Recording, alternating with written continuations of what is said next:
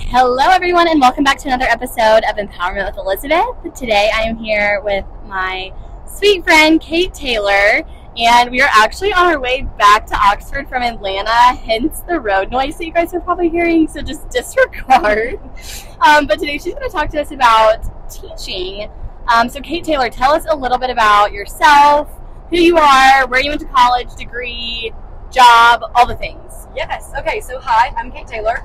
I graduated from Ole Miss with a degree in elementary education. What else? Hometown? Oh, my hometown. Sorry. All the things. All the things. I'm from a little town called Carrollton, Mississippi. I went to a little private school in Greenwood called Pillow Academy.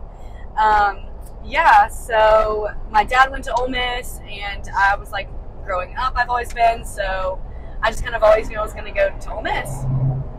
Yes. Okay, so what got you interested in teaching?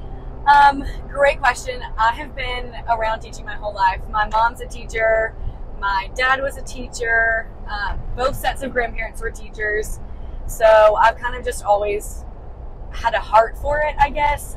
But I kind of, in like senior year of high school, early freshman year of college, I was like, I don't want to do that. I want to go into something else.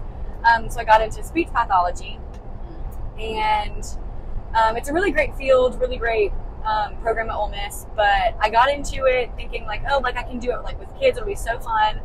But around COVID era, I was like, I really, really don't know if I want to do it. Yeah. I think I want to be in a classroom. I want to be like, I don't know, just I like the structure of a classroom. I like all that, like steadiness, I guess, is the way to put it. So I really, really loved that, and I changed my major to elementary education. Literally the opposite. Yes, the opposite. But it's really been helpful because I ended up, now I'm in grad school while I'm teaching, and so I'm doing dyslexia therapy. Cool. And so all of the stuff that I've learned about speech path is like helping me with dyslexia therapy, because it's like the breakdown of phonemes and talking and writing and spelling, and it's really, really cool and interesting, and so it's a very good bridge between what I'm currently doing with my degree and what I started out doing. So it's very all full circle. Well, yes. and then what age do your parents teach? Okay, yeah, so my dad started out teaching high school math, and he was coaching, and then got out of it and into insurance, which again, more math.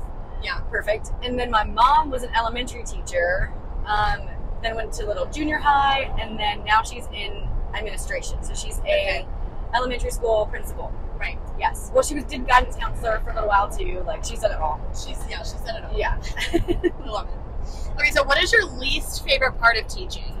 So my least favorite part of teaching, I think, is like how draining it can be.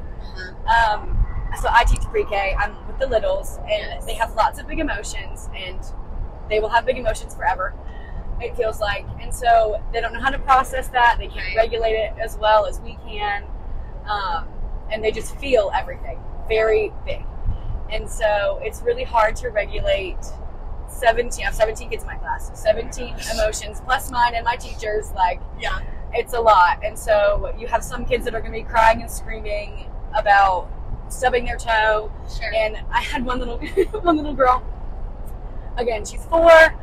She's got these cute little golden goose sneakers on, and the lip of the shoe is like sparkly, like it's all sequins. Right. And she's obsessed with them all day. Well, she had woken up from her little nap, and she was already kind of in a bad mood. And so we're helping her put her shoes on, and I help her, and she's looking down. The shoe is on, and she starts crying. She's like, but it has a bump. There's a bump in it. And I was like, that's just the shoe. Like, they're not brand new anymore. And she's like, but it can't have the bump. I don't want the bump. And she's crying. And I was like, I am so sorry. Like, this is crazy. I can't help. I can help. Maybe try to fix it. And like, I tried to smooth it out. And she was like, it's all right. Thank you. I was like, you're welcome. Sorry. But it's just things like that all the time. Like, little things will turn them into like puddles on the floor. Sure. And every little thing, like a Band-Aid, you think like could rule the world. Like, it changes everything. Like, it's crazy. So I would just say least favorite part is being emotionally drained every single day. That's like even on easier days, like it's still like you get home and you're like, ugh. Like you have to sit like for hours and just like regulate your own brain, like just in silence. Yeah. So that's where I'm at right now.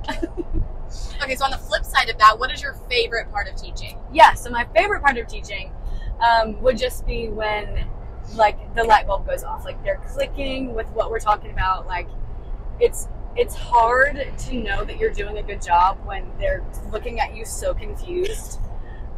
And they're like not understanding. They're like, what are you saying? I don't know what that letter is. Like, what is this scribble you've done on the piece of paper? And you're like, that's your name.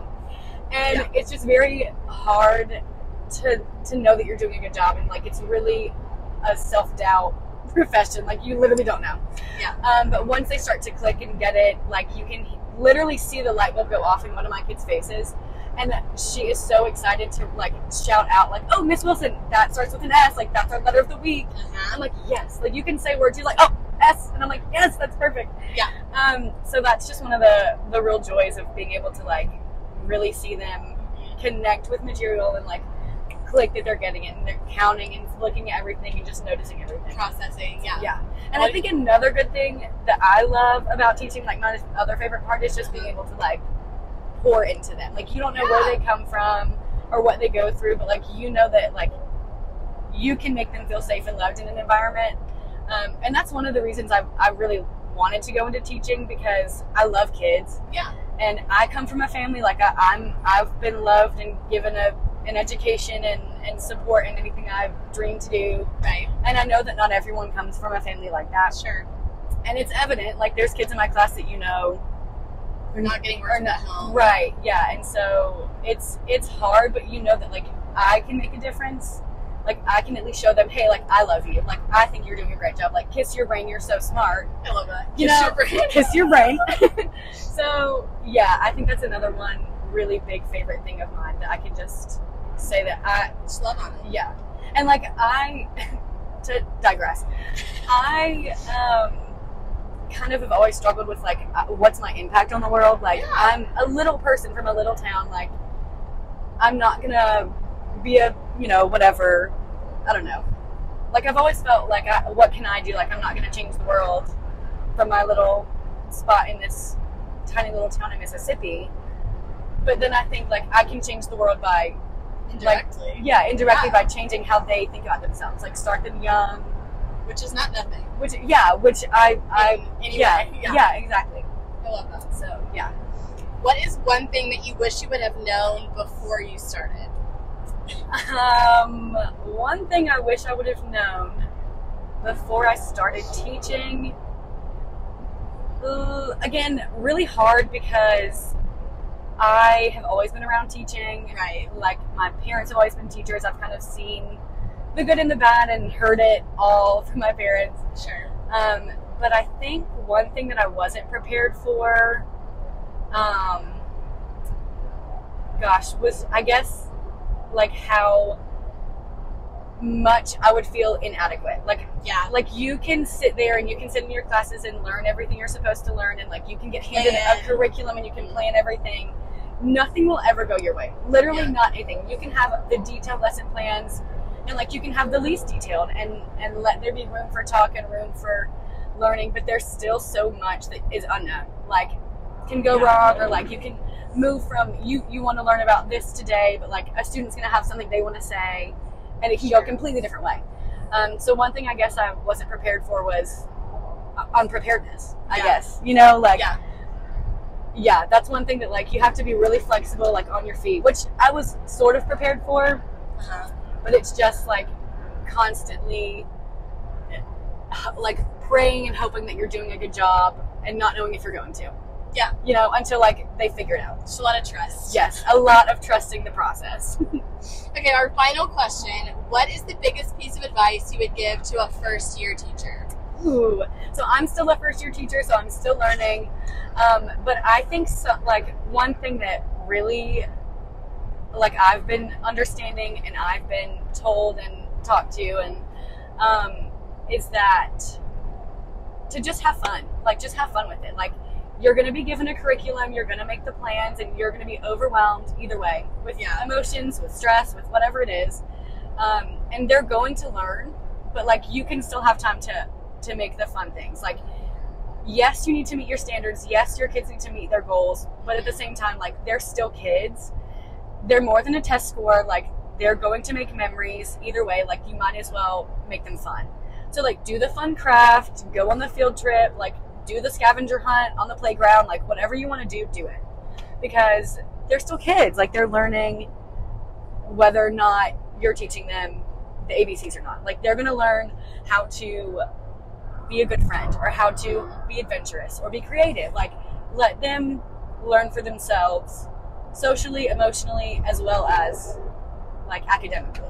Well, I feel like so much of like school at a young age is just like teaching them to love school. Yes, yes. It doesn't necessarily need to be about like factually on paper what they like Yes, learn. Obviously, yes. that would be great, but also like they're gonna catch up at some point. Exactly. Like, they just are. Exactly. So if you can just teach them to enjoy like where they're at and Yes. enjoy even just being at school, I feel like that is success in and of itself. It's so true, because like they're going to learn a different way, at a different time, at a different speed, and they might as well learn to like be a good human first, before they can learn anything else. Addition, subtraction. Yes, all the exactly, things. exactly, all the things. Well, thank you so much for coming on today, Yeah. Kate Taylor, and talking about teaching. You're clearly so passionate about it. I feel like I learned a lot. And I will see you guys on our next episode. Yeah, Bye, y'all. thanks.